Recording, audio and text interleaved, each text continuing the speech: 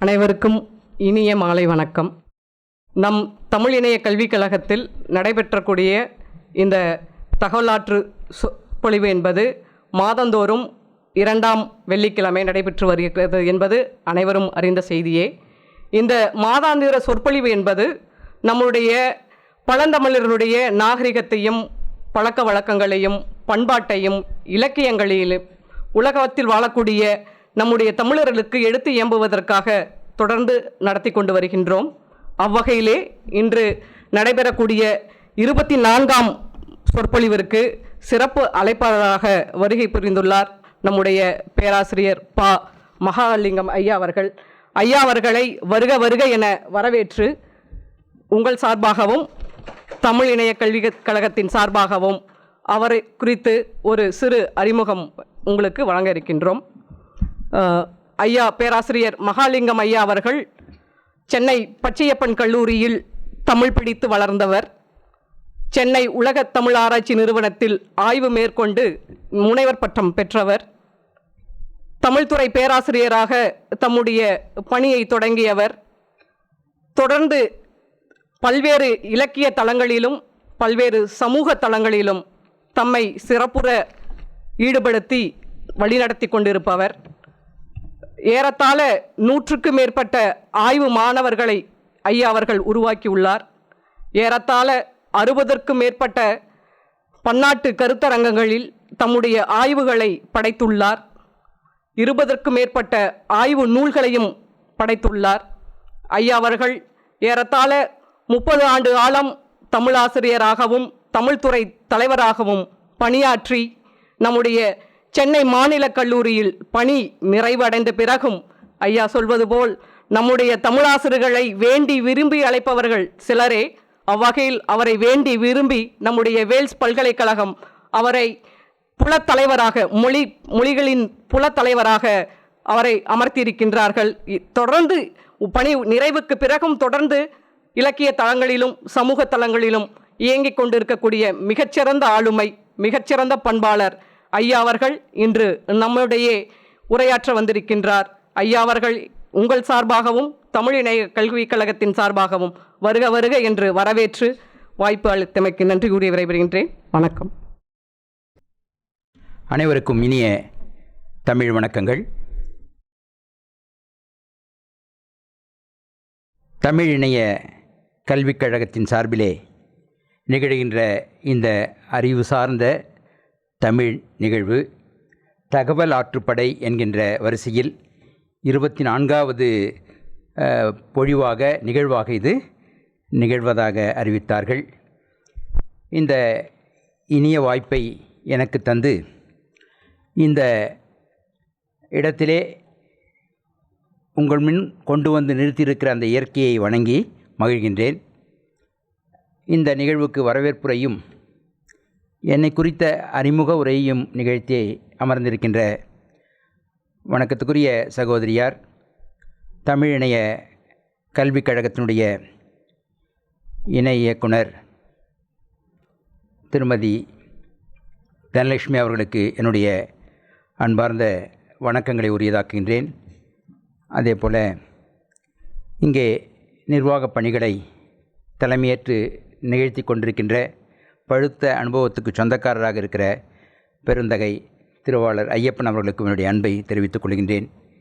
இங்கே வருகை தந்திருக்கின்ற என்னுடைய உற்ற நண்பர்கள், இளம் பேராசிரியர்கள் பன்னீர்கை ஒடிவேலன், கண்ணதாசன், இன்னும் சென்னை கிறித்துவக் கல்லூரியிலிருந்து வந்திருக்கக்கூடிய என்னுடைய இனிய நண்பர், இந்த அரங்கத்திலே விற்றிருக்கிற இந்த கழகம் சார்ந்த பெருமக்கள், நண்பர்கள், பல்வேறு பணி நிமித்தமாக இங்கே வந்து இந்த அவையை வேடந்தாங்களாக ஆக்கியிருக்கிற இளைய செல்வங்கள் அனைவருக்கும் என்னுடைய அன்பான வணக்கத்தை மீண்டும் உரியதாக்குகின்றேன்.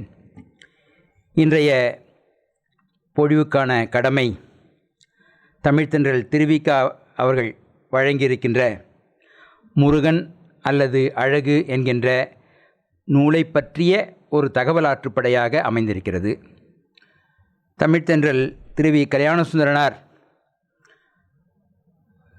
தமிழ்குரு நல்லுலகில் ஆழமான சுவடை பதித்திருக்கிற ஒரு தமிழறிஞர். அவர் தமிழறிஞர் மட்டும்தானா என்றால் அவர் இந்திய விடுதலை போராட்ட வீரர். விடுதலைக்காக போராடியவர் மட்டும்தானா? இல்லை. தொழிலாளர் நலம் காண்பதற்காக அல்லும் பகலுமாக உழைத்த பெருந்தகை தொழிலாளர் தோழர். இந்த அளவிலே அவருடைய நிலை நிறைவு பெறுகிறதா என்றால் இல்லை. பெண்மையின் மேன்மைக்காக, பெண்ணுரிமைக்காக இந்த தமிழ் திருநாட்டில் தொடக்கத்திலே குரல் கொடுத்த முன்னணி தலைவர்களிலே ஒருவர் என்ற சிறப்பும் அவருக்கு உண்டு. தமிழாசிரியராக தன்னுடைய பணியை தொடங்குகிறார். தமிழாசிரியராக தொடராமல் தன் பணியை நிறைவு செய்து கொள்கிறார். காரணம், இளம் செல்வங்களுக்கு மட்டும் தமிழை சொல்லிக் கொடுத்தால் அந்த தலைமுறை வளர்ந்து பெரியவர்களாகி அதுவரை காலம் பொறுத்திருக்க முடியாது. வளர்ந்த தலைமுறைக்கும் இப்போதே சொல்லிக் கொடுக்க வேண்டிய கட்டாயம் இருக்கிறது என்ற காரணத்தினாலே அவர் பத்திரிகை ஆசிரியராக தன்னை ஆக்கிக் கொள்கிறார். தேசபக்தன், நவசக்தி என்ற அந்த பத்திரிகைகளை நடத்தி தொழிலாளர் மத்தியிலே தேச விடுதலை பற்றியும் பொதுவுடைமை சிந்தனைகளையும் பரவலாக சென்று சேர்க்கிற அந்த பொறுப்பை ஏற்றுக்கொண்டு செயல்படுகின்றார். இப்படி இந்த அளவு மட்டும்தானா ஒரு தமிழறிஞர் தான் சார்ந்த பண்டை தமிழ் நூல்களிலே மூழ்கி முத்தெடுக்கிற அந்த பண்புக்கு மட்டும் சொந்தக்காரரா என்றால், அன்று ஆட்சி மொழியாக ஆட்சியாளருக்குரிய நிலைப்பாடாக இருந்த அந்த ஆங்கிலத்தையும் அவர் விட்டு வைக்கவில்லை. ஆங்கிலேயருக்கு எதிரிதான் என்றாலும் கூட அந்த ஆங்கில மொழி வல்லவராகவும் அவர் விளங்கினார். ஒரு தமிழறிஞர் ஆங்கில மொழி வல்லவராகவும் விளங்கிய காரணத்தினாலே அவர் வெற்றிகரமான பத்திரிகை ஆசிரியராக விளங்கியிருக்கிறார். அதோடு மட்டுமல்லாமல் தன்னுடைய உள்ளம் கவர்ந்த ஒரு தலைவன் இந்த இந்திய திருநாட்டிலே யார் என்றால் அவர்தான் தேசத்தந்தை காந்தியடிகள் என்கின்ற உணர்வோடு வாழ்ந்த பெருந்தகைதான் தமிழ்த்தென்றல் திருவிக்கா அவரிடத்திலே ஒரு முறை கேட்கிறார்கள். 56 நூல்களை எழுதியிருக்கிற பெருந்தகை திருவிக்கா, அந்த நூல்களிலே, நீங்கள் படைத்த நூல்களிலே உங்கள் உள்ளம் கவர்ந்த நூல் எது என்ற ஒரு வினாவை வைக்கிற போது அவர் குறிப்பிடுகின்றார், மனித வாழ்க்கையும் காந்தியடிகளும் என்ற நூல். ஆகவே காந்தியடிகளுடைய அந்த உணர்விலே தோய்ந்து சிந்தனைகளை வளர்த்தெடுத்தவர் திருவிக்கா அவர்கள். அத்தகைய காந்தியடிகள் தமிழ்நாட்டுக்கு வருகிற போதெல்லாம் அவருடைய ஆங்கில பேருரையை மொழிபெயர்ப்பது யார் என்றால் தமிழ்த்தென்றல் திருவிக்கா அவர்கள்தான் அந்த பொறுப்பை ஏற்றிருக்கிறார். இப்படி பல சிறப்புகளுக்கும் உரியவராக தமிழ்த்தென்றல் திருவிக்கா அவர்கள் விளங்குவதை நம்மாலே அறிய முடிகிறது. அதோடு மட்டுமல்லாமல் தன் வளர்ச்சியை நோக்கியும் வளர்ந்தவர்களை நோக்கியுமே சூரியகாந்தியைப் போல வாழ்க்கை மலர்ந்து கொண்டிருக்கிற நிலைக்கிடையில் அடுத்த தலைமுறையினுடைய வளர்ச்சி எப்படியாக இருக்க வேண்டும் என்பதை பற்றி கவலைப்பட்டவர்கள் ஒரு சிலரே. அத்தகைய ஒரு சிலரிலே தமிழ்த்தென்றல் திருவிக்கா அவர்கள் முக்கியமாக கருதப்பட்டார். இளைஞர்களை முன்னேற்றுவது என்பதை அவர் ஒரு வாழ்வியல் லட்சியமாக கொண்டிருக்கின்றார். இன்றைக்கு மேலாள் இந்திய குடியரசுத் தலைவர் பாரத ரத்னா அப்துல் கலாம் அவர்கள் எப்படி இளைஞர் உள்ளங்களை ஈர்க்கின்ற ஒரு தலைவராக நம் முன் வாழ்ந்து காட்டினார்களோ அத்தகைய வாழ்க்கைக்கு சொந்தக்காரராக திருவிக்கா விளங்கியிருக்கின்றார். ஆக பழைய சங்க இலக்கியம், திருக்குறள், தொல்காப்பியம் தொடங்கி பழமையான இலக்கியங்களிலே கால் பதித்த அவர் புதுமையான சிந்தனைகளிலே பற்றி படர்கிற இயல்புக்கும் உரிமையுடையவராக இருந்தார், உறவுடையவராக இருந்தார். பழமையையும் புதுமையையும் இணைக்கிற ஒரு பாலமாக அவர் வாழ்ந்த காலத்திலே விளங்கிய தன்மையால் தான் அவர் தொடுகிற துறைகள் தோறும் ஒரு வித்தியாசமான அணுகுமுறையோடு அதை அணுகிச் சென்று பார்க்கிற ஒரு பார்வை வெளிச்சம் அவருக்கு கிடைத்தது. அந்த வெளிச்சம் நம்மிலேயும் படர்ந்திருக்கிறது என்று நாம் பார்க்கின்றோம். அந்த வகையில் முருகன் அல்லது அழகு என்கின்ற ஒரு நூலை அவர் படைத்திருக்கிறார். எப்போது படைத்திருக்கிறார்? இன்றைக்கு ஏறக்குறைய 90 ஆண்டுகளுக்கு முன்பு அந்த தலைப்பிலே நூலை எழுதியிருக்கிறார். அதற்கு முன்பு 2 ஆண்டுகளுக்கு முன்பு அந்த நூலையே சிறு வடிவிலே முருகன் என்ற தலைப்பிலே மட்டும் நூலாக வடித்து தந்திருக்கிறார். அதற்கு முந்தைய ஓராண்டு இடைவெளியிலே காரைக்குடியிலிருந்து வெளியாகிற குமரன் என்கின்ற ஒரு இதழ், திங்கள் இதழ், அதற்கு இவருடைய கட்டுரையை கேட்கிறார்கள். இதழ் பெயரோ குமரன். இவரிடத்திலே கட்டுரையை கேட்கிறார்கள். உடனே அவர் தருகிற கட்டுரைக்கு பெயர் முருகன் என்பது. குமரன் இதழுக்கு தந்த கட்டுரை முருகன் என்பது. முருகனை பற்றி தன் உள்ளத்திலே இருக்கக்கூடிய சிந்தனைகளை எல்லாம் ஒரு சிறு கட்டுரையாக வடித்து அந்த இதழிலே வெளியிடச் செய்கின்றார். உடனே அவர் கட்டுரை வந்த உடனே நண்பர்கள் எல்லாம் கடிதம் எழுதுகிறார்கள். இவ்வளவு அரிய கருத்துக்களை ஒரு சிறிய கட்டுரையிலே நீங்கள் தந்திருக்கிறீர்களே, இதனுடைய பெருக்கம் வந்தால் அது தமிழ் உலகுக்கும் முருகன் என்கின்ற அந்த கருத்துக்கும் அணி செய்வதாக இருக்கும் என்று அவர்கள் கேட்கிற போது அதை ஒரு நூலாக, சிறு நூலாக முருகன் என்ற தலைப்பிலேயே விரிவாக தருகின்றார். ஆனால் அதே நேரத்திலே பல்வேறு பணிகளுக்கிடையிலே உணர்ந்து கொண்டிருக்கிற சூழலுக்கு ஆட்பட்டவர்கள். 1925 அந்த காலகட்டம் என்றால் அவர் தமிழ்நாடு காங்கிரஸ் கட்சியினுடைய தலைமையை ஏற்றிருக்கிற காலம். அவ்வளவு பணி நெருக்கடிகளுக்கு இடையிலே நூல் பணி, இலக்கிய பணி என்றெல்லாம் செய்தாக வேண்டும் என்கின்ற அந்த மக்கள் தொடர்புக்கான அந்த அறிவு வித்திடுவதற்கான பணியை தொடர்ந்து செய்து கொண்டிருக்கிற அந்த வேட்கை காரணமாக நூலை எழுதுகிறார். அப்படி எழுதிவிட்டாலும் கூட அதிலேயும் விடுபட்ட செய்திகள் எல்லாம் இருக்கின்றன.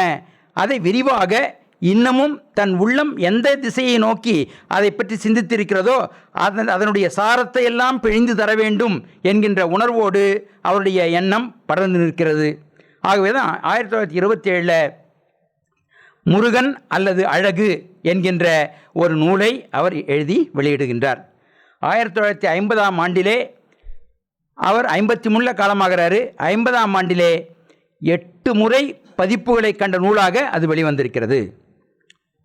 இன்றைக்கும் தமிழ்குரு நல்லுலகத்திலே ஒரு முறை ஒரு தலைப்பில் நூல் வந்தால் அடுத்து அது வரவே வராது. அது 1000 படிகள் விற்பதற்குள்ளே பல படிகள் அவர்கள் ஏறி இறங்க வேண்டும். அதுதான் நிலை. ஆனால் இந்த நூல் வெளியிடுவதும் அச்சு வாகனம் ஏறுவதும் என்பதெல்லாம் 90 ஆண்டுகளுக்கு முன்பு எல்லாமே தொடக்கம். அந்த காலகட்டத்திலேயே 8 பதிப்புகளை கண்ட ஒரு புரட்சியை செய்த நூலாக இந்த முருகன் அல்லது அழகு என்ற நூல் திகழ்ந்திருக்கிறது என்று நாம் பார்க்கின்றோம். இந்த முருகன் அல்லது அழகு என்பது முருகன் தமிழ் கடவுள், தமிழர்கள் வணங்கிய போற்றிய இயற்கையினுடைய வடிவமாக இருப்பதுதான் முருகு என்று சொல்லி அந்த முருகை உடையவன் முருகன் என்றெல்லாம் அதற்கான விளக்கங்களை அவர் தருகின்றார். முருகனை பற்றி பேச வந்த இடத்திலே அவர் அந்த அளவிலே அதை முற்றுப்பெறச் செய்யாமல் அழகை பற்றி எண்ணி பார்க்கின்றார். அழகு எல்லோராலும் விரும்பப்படுவது. ஆனால் அழகை பற்றி ஒரு கோட்பாட்டு அடிப்படையிலே சொல்வது என்பது எல்லோருக்கும் இயலாத ஒன்றாக இருக்கிறது. அழகை விரும்பாதவர்கள் யாரும் இல்லை. ஆனால் எது அழகு என்று கேட்டால் அதற்கு பதில் சொல்லக்கூடிய தன்மை யாருக்கும் இருக்காது. அப்படிப்பட்ட மிகவும் சென்சிட்டிவ் என்று சொல்லக்கூடிய நுட்பமான ஒரு பொருள்தான் அந்த அழகு என்கின்ற ஒன்று. அந்த அழகை பற்றிய கோட்பாட்டை பேச வேண்டும் என்று தமிழ்கூறு நல்லுலகத்திலே தொடக்க காலத்திலேயே ஒரு 92-93 ஆண்டுகளுக்கு முன்பாகவே எண்ணி பார்த்த ஒரு முன்னோடியாக திருவிக்காவை நாம் பார்க்கின்றோம். எத்தனையோ முருகனை பற்றி நூல்கள் வந்திருக்கின்றன, முருகனை பற்றிய புராணங்கள் வந்திருக்கின்றன, காப்பியங்கள் வந்திருக்கின்றன. திருமுருகாற்றுப்படையை நம்முடைய நக்கீரர் சங்க 10 பாட்டிலே பாடியிருக்கிறார். இதெல்லாம் நமக்கு தெரிந்த செய்திகள். ஆனால் அதில் இருக்கக்கூடிய பொதிந்திருக்கக்கூடிய அந்த அழகை முருகனோடு இணைத்து பார்த்து அதை ஒரு கோட்பாடாக ஆக்கி தருகிற முயற்சியின் வெற்றியாகத்தான் திருவிக்கா இந்த சின்னஞ்சிறிய நூலை படைத்திருக்கிறார். இது இப்போ வந்த பதிப்பு, சாரதா பதிப்பகத்தின் சார்பாக வந்திருப்பது. அந்த நூலிலே 100 பக்கங்களை கூட எட்டாத அந்த நூலிலே அவர் அணுகியிருக்கிற அந்த அணுகுமுறையை பார்க்கிற போது தமிழ் ஆய்வு என்பது எப்படி நடைபோட வேண்டும் என்பதற்கான ஒரு மாதிரியாக, முன்மாதிரியாக திகழ்வதை நம்மாலே அறிய முடிகிறது. சின்னஞ்சிறிய தலைப்பு தான் முருகன். அதுக்கே அவருடைய பாணி அந்த காலத்தில் அல்லது என்று போட்டு எழுதுவது அவருடைய தலைப்புக்கான பெயர் வைப்பதற்கான பாணி. சீர்திருத்தம் அல்லது இளமை விருந்து, தமிழ்ச்சோலை அல்லது கட்டுரை திரட்டு, இது ஒவ்வொரு காலத்தில் இருக்கிற ட்ரெண்டு. அதுபோல் இங்கே முருகன் என்று எழுத முனைகின்றார். அல்லது முருகன் என்று வைத்துக்கொண்டாலும் சரி, அல்லது அழகு.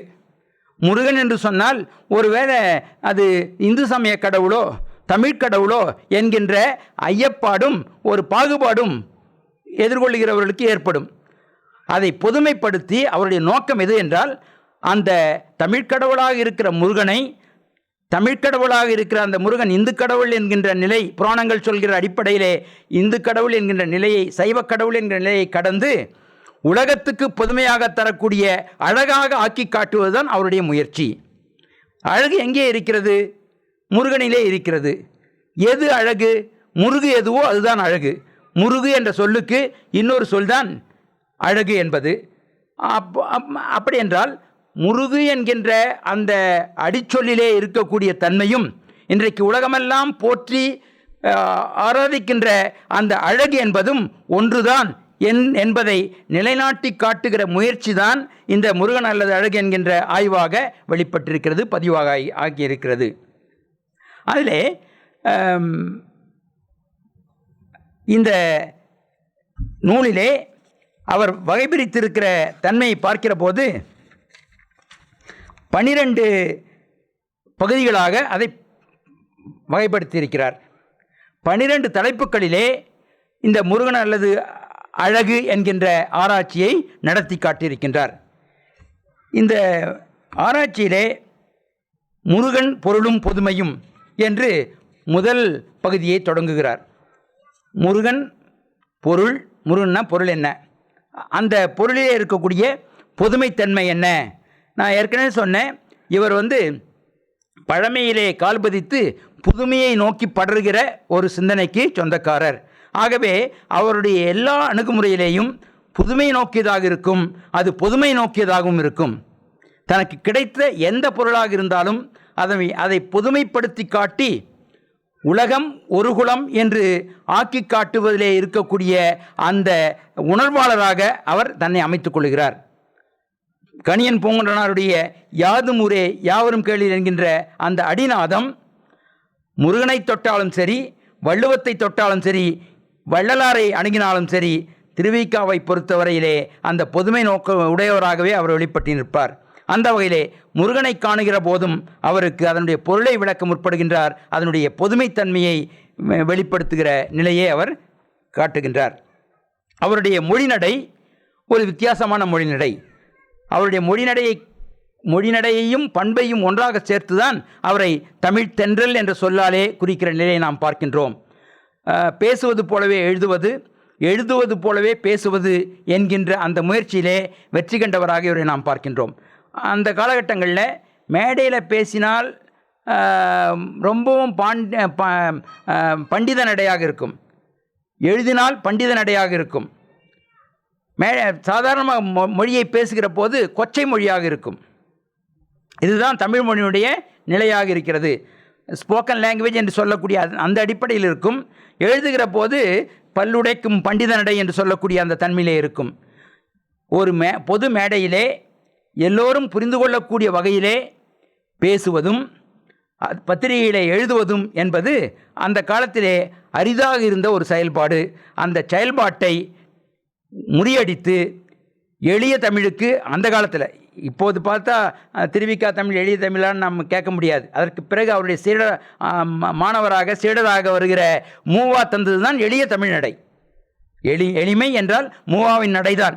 இன்றைக்கு ஆய்வாளர்களுக்கு கூட ஆய்வு நடை எப்படி இருக்க வேண்டும் என்றால், மூவா தன்னுடைய படைப்புகளிலேயும் ஆய்வுகளிலேயும் நாவல்களிலேயும் எத்தகைய நடை அமைப்பை எழுதியிருக்கிறாரோ அதை பின்பற்றுங்கள், அதுதான் ஆய்வு நடை என்று சொல்லக்கூடிய அளவுக்கு எளிமைப்பாடுடையதாக நாம் பார்க்கிறோம். ஆனால் கடுமையான நடையை மடைமாற்றம் செய்து எளிய நடைக்கு வித்திடுகிற ஒரு போக்கு திருவிக்கா கூறியதாக இருக்கிறது. அந்த முருகனை பற்றி சொல்லுகிற போது, முருகன் எவன்?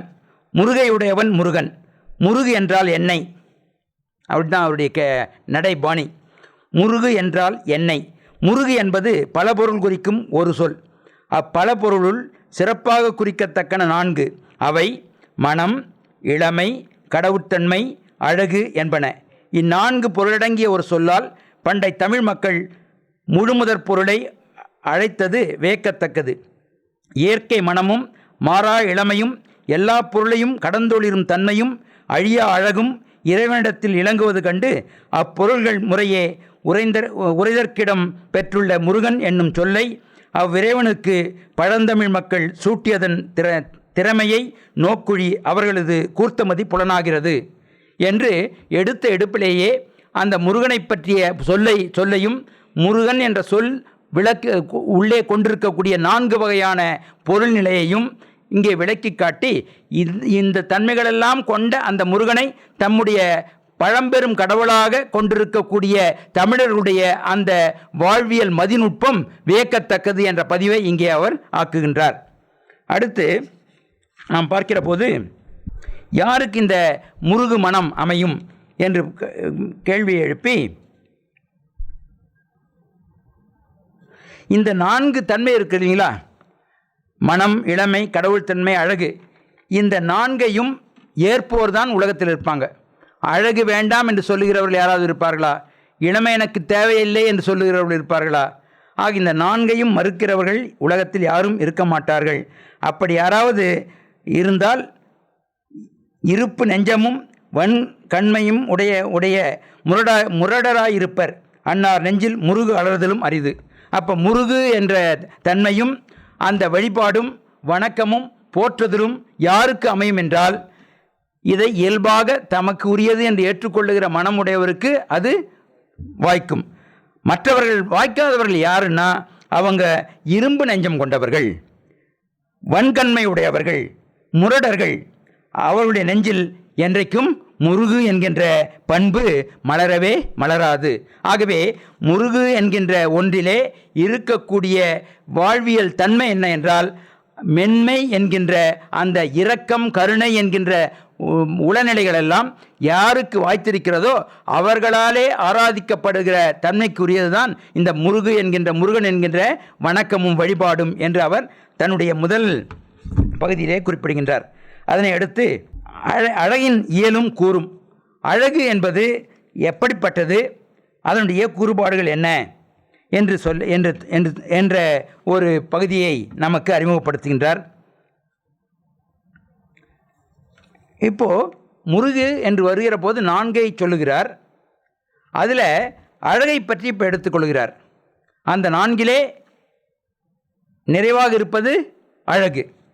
அந்த அழகினுடைய இயல் எப்படி இருக்கும் என்றால், மனம், இளமை, கடவுள்தன்மை, அழகு என்னும் 4 பொருளில் அழகு என்பதை மட்டும் நான் ஈண்டு சிறப்பாக எடுத்துக்கொள்கிறேன். என்னை அழகு உள்ள இடத்தில் ஏனைய 3ம் விரவி நிற்றலின் என்க. ஏன் இந்த அழகை மட்டும் நான் எடுத்து பேச போகிறேன் என்றால், அழகு எங்கே இருக்கிறதோ அந்த இடத்துல மற்ற 3ம் இருக்கும். எந்த 3ம் இருக்கும்? மனம் இருக்கும், இளமை இருக்கும், கடவுள் தன்மை இருக்கும். அழகு எங்கே இருக்கும்? முதுமையிலா? முதுமையிலும் அழகு இருக்கும். அது வேறு. அது முதுமையிலும் அழகு இருக்கும் என்றால் அந்த உண்மை இழிவு சிறப்பா அல்லது உயர்வு சிறப்பா என்பதை மக்கள் உணர்ந்து கொள்வார்கள். ஆனால் அழகு எங்கே இருக்கும்? இளமைக்குரியது அழகு. ஆகவே அந்த அழகு என்பதிலே மற்ற 3ம் இருப்பதனாலே அழகை பற்றி பேசுகிற இயலாக இதை அவர் அமைத்துக் கொள்கின்றார். அதில் அழியா அழகு என்ற சொல்லாலே அழகை குறிப்பிடுகின்றார். அப்போது ஒரு விவாதத்தை வைக்கின்றார். அழியா அழகு என்று சொல்லுகிறீர்கள், அப்போ அழியும் அழகு இருக்கா? அழியா அழகு என்று சொன்னால் அழியும் அழகு ஒன்று இருக்கணும் இல்லையா என்ற ஒரு வினாவை வைத்துவிட்டு, அழகுக்கு அழிவு கிடையாது, தோற்றமும் ஒடுக்கமும் இல்லாததுதான் இந்த அழகு, இந்த முருகு, இந்த கடவுட்தன்மை என்பதனால் இது அழியா அழகு என்று சொன்னதன் காரணம் அதனுடைய சிறப்பு நிலை கருதி. அழியும் அழகுன்னு ஒன்று கிடையாது. ஆனாலும் அழகினுடைய அந்த உன்னத தன்மையை மேலும் விவரித்து சொல்வதற்காக அழியா அழகு என்ற நிலைப்பாட்டில் அது குறிக்கப்படுகிறது என்று சொல்லுகின்றார். பழந்தமிழ் புலவர்கள் எல்லாம் இந்த இயற்கையோடு இயைந்து வாழ்ந்து இயற்கையில் உள்ளத்தை பறிகொடுத்து இயற்கையாகவே தன்னுடைய படைப்புகளை தந்திருக்கிற பழந்தமிழ் புலவர்கள் எல்லாம் இந்த அழகை பற்றி என்ன சொல்லியிருக்கிறார்கள் என்று பார்க்கலாம் என்று சொல்லிவிட்டு, அதிலே முதன்மையானவராக இருக்கிற 10 பாட்டுக்கு சொந்தக்காரராக இருக்கிற திருமுருகாற்றுப்படை பாடிய நக்கீரருடைய வரிகளை எடுத்து இவர் நமக்கு அறிமுகப்படுத்துகின்றார். நக்கீரர் குறிப்பிடுகின்றார், கைபுனைந்து ஏற்றா கவின்பெரு வனப்பு என்று. அழகு, வனப்பு என்றாலும் அழகு என்றாலும் ஒன்றுதான். அதிலே நக்கீரர் குறிப்பிடுவது, கை புனைந்து ஏற்றா கவின் பெரு வனப்பு. வனப்பு என்பது அழகு என்பது எது என்றால் கையினால் செய்யப்படாதது எதுவோ அது அழகு. கை புனைந்து ஏற்றா கவின் பெரு வனப்பு என்று குறிப்பிடுகின்றார். கையால் செய்யப்படுவது செயற்கை, கையால் செய்யப்படாதது இயற்கை. மலையும் ஆறும் காடும் கடலும் எவர் கையால் ஆக்கப்பட்டன? ஞாயிறும் திங்களும் விண்மீன்களும் எவரால் செய்யப்பட்டன? புனலுக்கு தன்மை ஈந்தவர் யார்? புனலுக்கு தன்மை ஈந்தவர் யார்? எவர்? நெருப்புக்கு வெம்மையூட்டினவர் யாவர்? இயல்பாக அரும்பிய இவைகளின் அழகே கைப்புனைந்தேற்றா கவின்பெரு வனப்பாகும், மற்றையது போலி. ஆக இயற்கையில் உருகிற இந்த அழகுதான் அழகு, இயற்கையானது, மற்றவையெல்லாம் போலியானது, செயற்கையானது என்று சொல்லி அந்த அழகுக்கான விளக்கத்தை அவர் தருகின்றார். அழகை பற்றி சொல்லுகிற போது அழகை பற்றி எண்ணாத இடமில்லை, பேசாத இடமில்லை, போற்றாத இடமில்லை. அழகின் மாட்டு உலகங்கொண்டுள்ள பற்று போல வேறெதன் மாட்டும் அகுது அப்பற்று கொண்டில்லை. அழகு அழகு என்றே உலகம் அழகில் உறைந்து நிற்கிறது. உண்மைதானே? அழகு இல்லையா? அழகு நம் உள்ளம் விரும்புகிற ஒன்று எது என்றால் அழகுதான். அழகை காட்டிலும் வேறு எதுவும் கிடையாது. ஆகவே திருவிக்க எழுதுகிறார், அழகு அழகு என்றே உலகம் அழகில் உறைந்து நிற்கிறது. இவ்வாறு அழகுடன் வாடும் உலகை நோக்கி அழகு எப்படி இருக்கிறது என்று வினைவின் அதை சொல்லால் சொல்ல இயலாது, அது விழிக்கிறது. புலன்களுக்கும் பொருளாகாத ஒன்றை பற்றி என்ன சொல்வது? என்னே அழகின் நுட்பம். அழகின் உணர முடிகிறது, இதுதான் அழகின் காட்ட முடியல. ஆகவே ஆனாலும் அதுதான் ரொம்ப முக்கியமாக உயிர்ப்பாக இருக்கிறது என்று சொல்லி புலன்களுக்கு பொருளாகாமை என்னும் ஒன்று கொண்டு அழகு இல்லைன்னு சொல்ல முடியுமா? பார்க்க முடியல அழகை, ஆனால் உணர முடிகிறது. கண்ணால் காண முடியவில்லை என்பதனாலே அது இல்லை என்று சொல்ல முடியுமா? உணரக்கூடிய அறிவை நாம் காண முடியுமா? அறிவு யார் வழியாக வெளிப்படுகிறது? அறிஞர் வழியாக வெளிப்படுகிறது. ஆகவே அத்தகைய பண்பு அறிவு எப்படியோ அது போன்றது அழகு. அழகு என்பது எப்படி வெளிப்படுகிறது என்றால் அது இயற்கையை உடலாக கொண்டு உலகத்தில் வெளிப்படுகிறது. எதெல்லாம் இயற்கையோ அதனுடைய உயிர்ப்பாக அழகு இருக்கிறது, முருகு இருக்கிறது. உயிர்ப்பாக அழகு இருக்கிறது, முருகு இருக்கிறது. அப்போ முருகன் எங்கே இருக்கிறார்? இயற்கையை உடலாக கொண்டு திகழ்கிறவன் தான் அந்த முருகன். முருகனாக இருப்பதனாலே அங்கே இயற்கையை உடலாக கொண்டில்லை. இயற்கையை உடலாக கொண்டிருக்கிற உயிர்ப்பு எது என்றால் முருகு, அழகு. அந்த அழகுக்கு முருகுக்கு அன்விகுதியை சேர்த்த நம் முன்னோர் முருகனாக வழிபட்டு கொண்டிருக்கிறார்கள் என்று அவர் முடிக்கின்றார். ஆகவே முருகனிடத்திலே இருக்கக்கூடிய பண்பு எது? முருகு என்கின்ற அழகு என்கின்ற அந்த பண்பு தான், அது உயிர்ப்பாக இருக்கிறது. ஆக பருமை கான்கிரீட் அப்ஸ்ட்ராக்ட் என்ற இரண்டு நிலைகளிலே நாம் பார்க்கிற பார்வைக்கு உரியவர்கள். பருமையாக பார்ப்பது, நுண்மையாக பார்ப்பது. பருமையிலே சிலவற்றை நாம் பார்த்து உணர முடியும், நுண்மையிலேயும் சிலவற்றை உணர்ந்து கொள்ள வேண்டிய நிலையிலே நாம் இருக்கின்றோம். அந்த வகையிலே நுண்மையிலே அறியக்கூடியதாக இந்த அழகு இருக்கிறது என்பதை அவர் விளக்கி சொல்கின்றார். அடுத்து அழகு தன்னுடைய இயற்கை வாயிலாக வெளிப்படுத்துகிறது. அந்த இயற்கையினுடைய நிலைகளை எல்லாம் அவர் சிறப்பாக வர்ணித்து குறிப்பிடுகின்றார். அழகு காட்சியை பற்றி சொல்லுகிற போது அவருடைய மொழி நடையிலேயே சில பகுதிகளை காண்பது அவருடைய முருகன் அல்லது அழகு என்கின்ற நூலை அறிமுகம் செய்து கொள்வதற்கு உரிய பயனாக அமையும். செம்பொன்னை அழகு காட்சி அவர் காட்டுகிறார். செம்பொன்னை உருக்கி வார்த்தாலென காட்சியளிக்கும் அந்திவான் சக்கர அழகும், கொண்டல் கொண்டலாக ஓடும் புயலின் அழகும், அது பொழியும் மழையின் அழகும், அத்தன் புனல் மணர் கற்களை அரித்தோடும் அருவியின் அழகும், பச்சை பசேலென பெருங்காட்சி அளிக்கும் பொழில்களின் அழகும், அவைகளில் பச்சை பாம்பென பின்னி கிடக்கும் பசுங்கொடிகளின் அழகும், அவைகளினின்றும் அரும்பியுள்ள நகை மலரின் அழகும், மக்கள் உள்ளத்துள்ள இன்ப ஊற்றை திறப்பன அல்லவோ. மயிலாடும் அழகும், மான் நடக்கும் அழகும், நந்தூரும் அழகும் புலவருக்கு விருந்தல்லவோ என்று அழகு கொழுவிருக்கிற இடங்களையெல்லாம் பட்டியலிட்டு காட்சிப்படுத்துகின்றார். ஆக அழகு எங்கே இருக்கிறது? அழகு எப்படி உணரப்படுகிறது என்றால் இப்படி இயற்கையினுடைய காட்சிகள் வாயிலாக அழகு வெளிப்படுகிறது என்று சொல்லி முடித்திருக்க வேண்டிய திருவிக்கா அவர் வளர்த்து செல்லுகின்றார். என்ன சொல்றார்? இவ்வழகெல்லாம் திரண்ட அழகே பெண் அழகு. இயற்கையிலே மலையை சொல்லுகிறோம், கொடியை சொல்லுகிறோம், மானை சொல்லுகின்றோம். இந்த மானுடமும் இயற்கை தானே. 6வது அறிவை பெற்றிருக்கக்கூடிய மிகப்பெரிய இயற்கை கொடை இந்த மனிதன். 6வது அறிவை பெற்றிருக்கக்கூடிய மனிதன்தான் பெரிய கொடை என்றாலும் கூட செயற்கையை உற்பத்தி செய்கின்றவனும் இவனாக இருக்கின்றான் என்று நாம் பார்க்கின்றோம். ஆனால் திருவிக்க என்ன சொல்றாருன்னா, இந்த இயற்கையிலே இவ்வழகெல்லாம் திரண்ட அழகே பெண் அழகு என்று சொல்லி அந்த பெண்மை அழகிலே இருக்கக்கூடிய கடவுள் தன்மையை போற்றுவதற்கான ஒரு ஆற்றுப்படையை திருவிக்கா குறிப்பிடுகின்றார். இவ்வழகெல்லாம் திரண்ட அழகே பெண் அழகு. பெண், மாதர் என்னும் சொற்களுக்கு அழகென்பதே பொருள். பெண் என்றால் பொருள், அழகு என்பதுதான். மாதர் என்றாலும் அதற்கு பொருள் அழகு என்பதுதான். பலதர இயற்கை அழகெல்லாம் அவள் மாற்றிருத்தலால் அவளை அழகெனும் பெண் மாதர் என்று நம் தமிழ் மக்கள் அழைத்தார்கள். அழகுக்கு ஒரு உறைவிடமாகிய பெண்ணின்பால் எது இல்லை, எல்லாம் இருக்கின்றன. அவள் மாட்டு, முகில் உண்டு, திங்கள் உண்டு, மலர்கள் உண்டு, குயில் உண்டு, மயில் உண்டு, மான் உண்டு, பிறவும் உண்டு. முருகன் வடிவெல்லாம் அவள் பால் முருகை அழகை காண்டலன்றோ இன்பம். இதுதான் அந்த அழகு என்கின்ற அந்த கருத்தை ஒரு சமுதாய நோக்கத்தை கொண்டு வந்து பிணைத்து காட்டுகிற முயற்சியாக திருவிக்கா இதை பயன்படுத்திக் கொள்கின்றார். பெண்ணுரிமைக்காக குரல் கொடுத்தவர் திருவிக்கா என்று நாம் பார்த்தோம். பெண்ணின் பெருமை அல்லது வாழ்க்கை துணை என்ற நூலை எழுதி அதை வெளியிட்டு ஒரு புரட்சியை செய்தவர் திருவிக்கா. ஆக அப்படிப்பட்ட திருவிக்கா இயற்கையை பற்றி சொல்ல வருகிற போது இயற்கையினுடைய திரட்சியாக பெண்மை இருக்கிறது என்று சொல்லி அந்த பெண்மை முருகன் வடிவெல்லாம் அவள் என்று சொல்லி இப்போ முருகன் அல்லது அழகு என்ற இடத்துல பெண்மை அல்லது அழகு என்று கூட நாம் பொருத்தி பார்க்கலாம். இல்லை, ஈக்குவேஷன் தானே.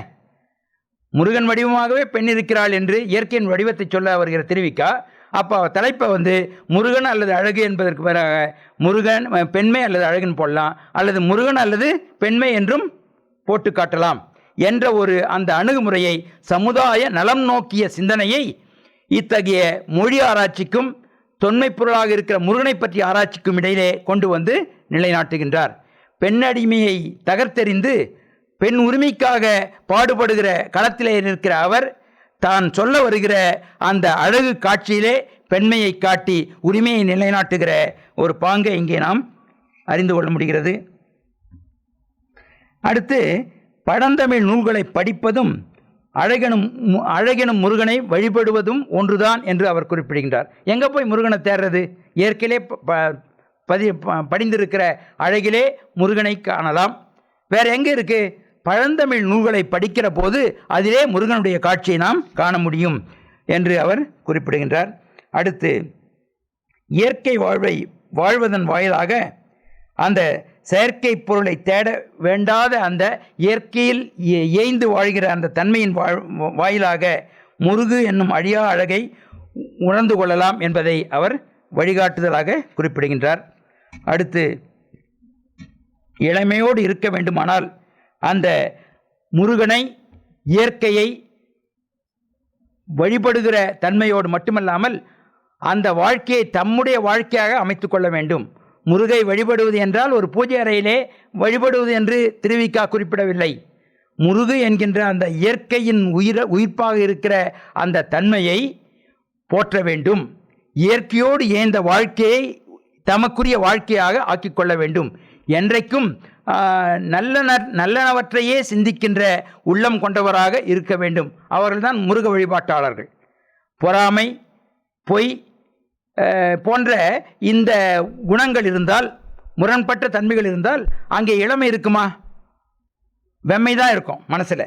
அப்போ வெம்மையுடைய மனம் என்ன ஆகுன்னா, மனதும் கெட்டு உடலையும் கெடுத்து அது இளமையை குன்றச் செய்யும். இளமையுடையவர்களாக இருக்க வேண்டும் என்றால் நல்லதின் பக்கம் நிற்கிற பாங்குடையவர்களாக மனிதன் தன்னை அமைத்து கொள்ள வேண்டும். ஆகவே இளமைக்குரியவர்களாக இருக்க வேண்டுமானால் இத்தகைய முயற்சியை செய்ய வேண்டும். ஒரு சிலர்லாம் இளமையில் தன் மனம் போன போக்கில் இருந்துவிட்டு அதுக்கப்புறம் இளமை முடிகிற நேரத்தில் ஐயோ இளமை போயிடுச்சேன்னு சொல்லி அதற்காக பொன், வெள்ளி, இரும்பு இவைகளால் செய்யப்பட்ட மருந்து மாத்திரைகளை சாப்பிட்டு இன்னும் உடம்பை கெடுத்துக்கிறாங்க என்ற அந்த செயற்கை தன்மைகளை எல்லாம் திருவிக்கா பதிவாக ஆக்குகிறார். இதனால் பயன் கிடையாது. தங்கபஸ்பம் சாப்பிட்றதுனால பயன் வரும் என்றால் அது அறியாமை. ஆனால் தங்கி இருக்கிற இயற்கை அழகை நேசித்து நேசித்து வாழக்கூடிய பாங்கை யார் ஒருவர் வாழ்வாக கொள்ளுகிறாரோ அவர்கள் இளமையோடு இருப்பார்கள். எப்போ? இளமை காலத்தில் மட்டுமல்ல, முதுமையிலும் இளமையாக இருப்பார்கள் என்பதையெல்லாம் திருவிக்கா குறிப்பிட்டு காட்டுகின்றார். அமெரிக்கா, ஜெர்மனி போன்ற இடங்களில் செயற்கையான இளமைக்காக எப்படியெல்லாம் அவர்கள் பாடுபட்டு கொண்டிருக்கிறார்கள் விஞ்ஞான ஆராய்ச்சியின் காரணமாக என்பதையெல்லாம் அவர் குறிப்பிட்டு காட்டுகின்றார். இதெல்லாம் தேவையே இல்லை. அறியாமையிலே செய்த தவறுக்காக மீண்டும் ஒரு அறியாமையை அவர்கள் நிகழ்த்தி கொண்டிருக்கிறார்கள். இயற்கை என்று சொல்லக்கூடிய அந்த முருகை வழிபடுகிற முருக வழிபாடு என்பது வாழ்வியல் முறை, வாழ்வியல் தத்துவம். ஆக அப்படி இயற்கையோடு இயைந்து நல்லவற்றை எண்ணி நலம் நோக்கிய வாழ்க்கையை வாழ்ந்தால் அதுதான் முருக வழிபாடு. பொய்யாமை ஆற்றீராயின் அறம்பெற செய்யாமை நன்று. பொய்யில்லாத வாழ்க்கை வாழணும். மனத்துக்கண் மாசிலன் ஆதல் அனைத்து அரண் ஆகுல நீரப்பிற. ஆக மாசில்லாத உள்ளம் இருந்தால் அங்கே ஒரு பெரு வீரம் வரும், பேரிழமை வாய்க்கும். அதைத்தான் அங்கே இயற்கையினுடைய கொடையாக திருவிக்கா குறிப்பிடுகின்றார். அடுத்து கந்துழி என்கின்ற ஒரு செய்தியை சொல்லி, அந்த கந்துழி மாறுதல் இல்லாத தன்மைக்கு உரியதுதான் கந்துழி. மாறக்கூடியது தத்துவங்கள். ஒரு தத்துவம் கோட்பாடு மாறிக்கொண்டே இருக்கும். ஆனால் தத்துவம் தேடுகிற பொருளாக இருக்கிற அந்த இறை கந்துழி என்பது என்றைக்கும் நிலைத்திருப்பது, தோற்றமோ ஒடுக்கமோ இல்லாத ஒன்று. அத்தகைய தன்மை வாய்ந்தது தான் இந்த அழகுக்குரிய மறுபொருளாக இருக்கிற முருகும் என்று திருவிக்கா சுட்டி காட்டியிருக்கிறார். அடுத்து நம் பழைய தமிழ் இலக்கியங்கள் எல்லாமே அழகை கடவுளுக்குரிய பெயராலே பார்த்திருக்கிற ஒரு அனுபவத்துக்கு உரியவர்களாக இருப்பதை சுட்டி காட்டுகின்றார். சொக்கன் என்ற பெயர் சிவபெருமானுக்கு சொக்கநாதன். மதுரையிலே இன்னைக்கு விழா நடத்துகிற அந்த தேர் திருவிழா நடத்தி கொண்டிருக்கிற மதுரையில் சொக்கநாதன் தான் பேர், சோமசுந்தர கடவுளுக்கு இல்லையா? ஆக சொக்கன் என்றால் என்ன அர்த்தம்? சுண்டி இழுக்கக்கூடிய அழகுக்குரியவன் சொக்கன். அங்கேயும் அழகுதான். அங்கேயே பக்கத்தில் இருக்கக்கூடிய திருமாலிருஞ்சோலையிலே திருமாலுக்குரிய பேராக இருப்பதும் கல்லழகர், அழகன் என்ற சொல்தான். ஆக இறைமைத்தன்மை உடையவர்கள் எல்லாவற்றையுமே அழகு பொருளோடு இணைத்து பார்க்கிற ஒரு பாங்கு சமயம் கடைந்த நிலையிலே தமிழருக்குரிய சொத்தாக இருப்பதை அவர் சுட்டி காட்டுகின்றார். ஆக இந்த நிலைகளிலே அவர் இந்த இரண்டாவது பகுதிக்குரிய தன்மைகளை சுட்டி காட்டுகின்றார். மூன்றாவது முருகின் தொன்மை பற்றி விளக்குகின்றார். முருகு என்பது இன்னைக்கு நேற்று வந்த சொல்லல்ல, ரொம்ப பழமையானது. எப்போ அது தோன்றியிருக்கும்? தொல்காப்பியத்திற்கு முன்ன தோன்றியிருக்கும். தொல்காப்பியத்தில் முருக வழிபாடு அல்லது முருகன் பற்றிய சொல் எப்படி இருக்கிறது என்றால் ரொம்ப பண்பட்ட நிலையில் இருக்குது. அந்த பண்பட்ட நிலையிலே இருக்கிறது என்றால் தொல்காப்பியம் ஏற்கனவே வளர்ந்த ஒரு சமுதாயத்தினுடைய ஒரு பதிவாகத்தான் தொல்காப்பியத்தை நாம் பார்க்குறோம். அப்போது இதனுடைய தொடக்கம் என்று பார்க்கிற போது அது எத்தனையோ ஆயிரம் ஆண்டுகளுக்கு முன்பு உலகில் முதல் குடிமகன் தோன்றிய இடம் தமிழ்நாடு என்று அறிஞர்கள் கூறுகிறார்கள். ஆகவே அந்த முதல் குடிமகனாக இருக்கிற தமிழ் மகன் தோன்றிய இடமாக இருக்கிற தமிழ்நாட்டில் என்றைக்கு விலங்கிலிருந்து பிறந்த மனிதன் விலங்கு நீர்மைகளை கடந்து ஆறாவது அறிவுக்குரிய பகுத்தறிவு திறத்தோடு அவன் வாழ தலைப்பட்டானோ, மாக்கள் நிலையிலிருந்து மக்கள் நிலைக்கு தன்னை அவன் ஆக்கி கொண்டானோ, அந்த காலத்தில் மலர்ந்த ஒரு உணர்வு தான் இந்த முருகு என்கின்ற அந்த உணர்வு என்று அவர் குறிப்பிடுகின்றார். ஏன் அது வருது என்றால், கடவுள் தன்மை என்கின்ற ஒரு கருத்து அந்த ஆறாவது அறிவை பெறுகிற போதுதான் அவனுக்கு ஏற்படுகிறது.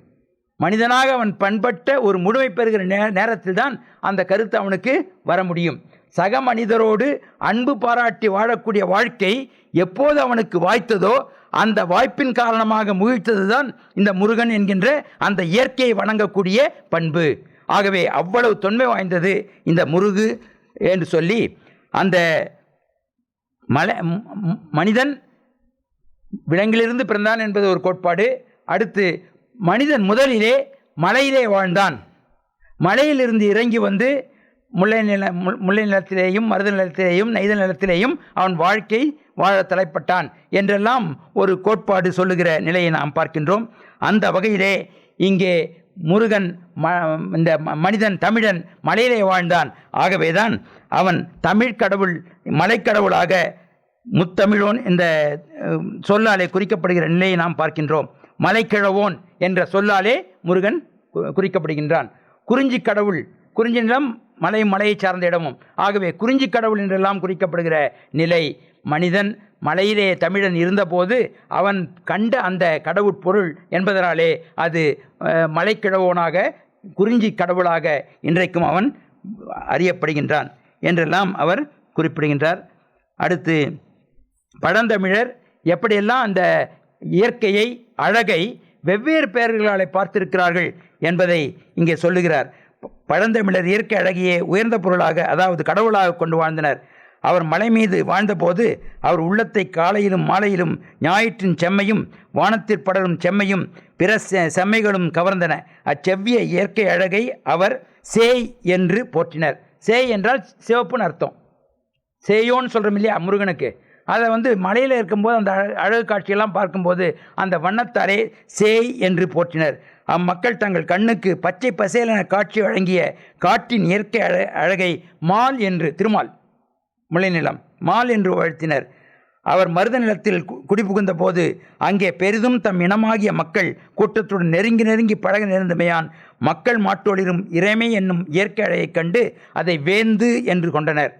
அவர் கடற்கரை நண்ணிய போது கடலின் இயற்கை அழகை வண்ணம் என்றனர் என்று இந்த வாழ்க்கை சூழலில் இருக்கக்கூடிய இயற்கை காட்சிகளே எப்படி வழிபாட்டுக்குரிய இறையாக மாறியிருக்கிறது என்பதை திருவிக்கா பட்டியலிட்டு சொல்லுகின்றார். அதோடு தொல்காப்பியத்தில் வருணன் என்கின்ற சொல்லாட்சி அவரது நெய்தல் நில கடவுளா.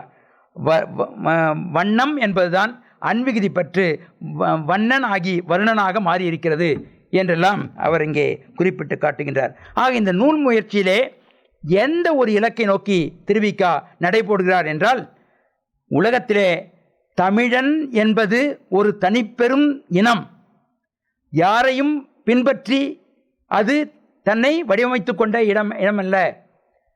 உயர்தனி செம்மொழி என்று மொழியை எப்படி சொல்லுகிறோமோ உயர்தனி செவ்விய இனமாக தமிழினம் திகழ்ந்திருக்கிறது என்கின்ற அந்த கருத்தையும் இந்த ஆராய்ச்சியின் வாயிலாக நிகழ்த்தி காட்டுவது திருவிக்காவுடைய நோக்கமாக இருக்கிறது. அந்த வகையிலே இவர் பல கருத்துக்களை சொல்லுகின்றார். அதோடு மட்டுமல்லாமல் இந்த விலங்கிலிருந்து பிறந்தவன் மனிதன் என்கின்ற அந்த கருத்துக்கு மேலை நாட்டு அறிஞருடைய கருத்துக்களை எல்லாம் இங்கே டார்வினுடைய அந்த தத்துவத்தை, ஹெக்கலுடைய தத்துவத்தை எல்லாவற்றையும் உள்வாங்கிக் கொண்டு அதை தம்முடைய ஆராய்ச்சிக்கு துணையாக அவற்றை சுட்டி காட்டுகின்றார். அதோடு மட்டுமல்லாமல் இந்த பல பிறவிகளை தாங்கி இருக்கக்கூடிய தசாவதாரம் சொல்கிறோம் இல்லையா, திருமாலுடைய 10 அவதாரம், அதை சொல்லிக்காட்டி அதிலே எவல்யூஷன் தியரி என்று சொல்லக்கூடிய உள்ளது சிறத்தல் என்பதை திருமாலுடைய அந்த அவதார மகிமையின் வாயிலாக குறிப்பிடுகிறார். அது எதற்குன்னா, விலங்கிலிருந்து பிறந்தவன் தான் மனிதன் என்கின்ற அந்த பரிணாம வளர்ச்சியை அவர் குறிப்பிட்டு காட்டுகின்றார். ஆக புராணங்களிலே சொல்லப்படுகிற அந்த செய்திகளை அறிவியல் ரீதியாக இணைத்து பார்த்து அதிலே இருக்கக்கூடிய நியாயங்களை தமிழுடைய தொன்மைக்கான அந்த வெளிச்சங்களாக இவர் எடுத்து காட்டுகின்றார். அடுத்து நாம் பார்க்கிற போது